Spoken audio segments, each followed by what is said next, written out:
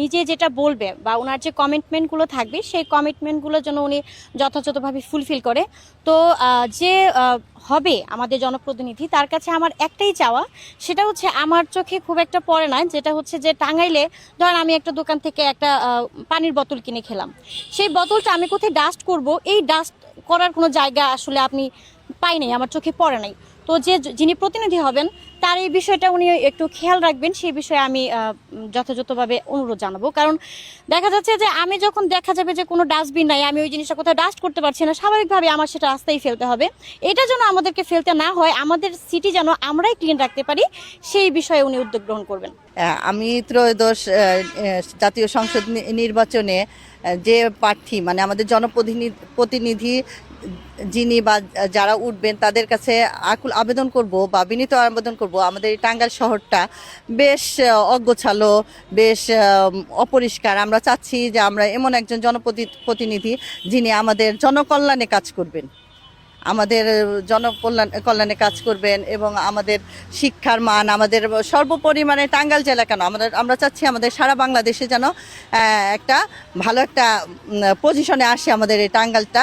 আর টাঙ্গাইলটা শুধু না, আমাদের 64টা জেলায় আমরা চাচ্ছি যে আমরা সুন্দর করে গড়ে তোলা, বিশ্বে যেন আমাদের এই বাংলাদেশটা একটা পরিচ্ছন্ন একটা দেশ হিসেবে যেন পরিচয় পায়। না, আমি একজন প্রথম ভোটার হিসেবে নির্বাচন অবশ্যই সুষ্ঠু নির্বাচনে আমি প্রত্যাশা করব, নির্বাচন যেন সুষ্ঠুভাবে হয়। আর এমন একজনই ক্ষমতায় আসুক মানে যার মাধ্যমে মানে দেশের সংস্কার আরও ভালো করে হবে, নারীদের উন্নয়ন হবে, কৃষি ক্ষেত্রে উন্নয়ন হবে, বেকারত্ব দূর হবে।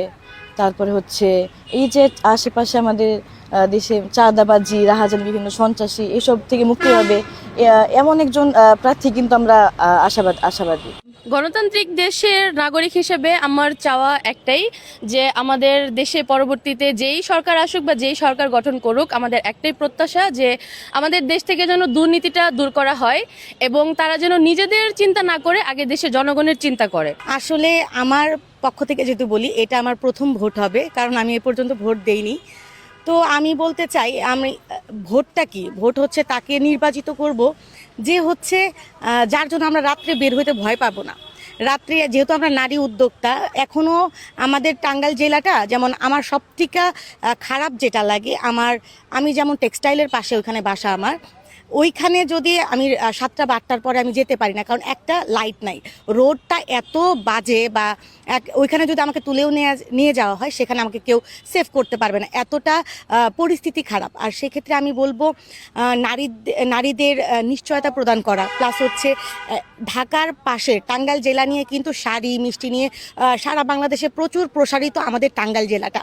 সেই টাঙ্গাইল জেলা যদি হয় নোংরা, কেউ একটা মিষ্টির ভিডিও করতে আসতেছে, সে যদি দেখে যে যাওয়ার সময় ডাস্টবিন পার করে রিক্সায় যেতে হচ্ছে, এই জিনিসটা আমাদের জন্য লজ্জাজনক। আমাদের রিকোয়েস্ট থাকবে যে আমার টাঙ্গাইল শহরটা এমনভাবে মডেল হিসেবে গড়ে তুলুক যাতে সারা বাংলাদেশ বলে যে না, টাঙ্গাইলের যে দায়িত্বে আসছে সে অনেক ভালো সুন্দর একটা টাঙ্গাইল তৈরি করেছে, সেইখানে সবাই একদম বুক ফুলিয়ে সম্মান নিয়ে ঘুরে বেড়াইতে পারে। আমি মেয়ে বলে না, ছেলে মেয়ে উভয়।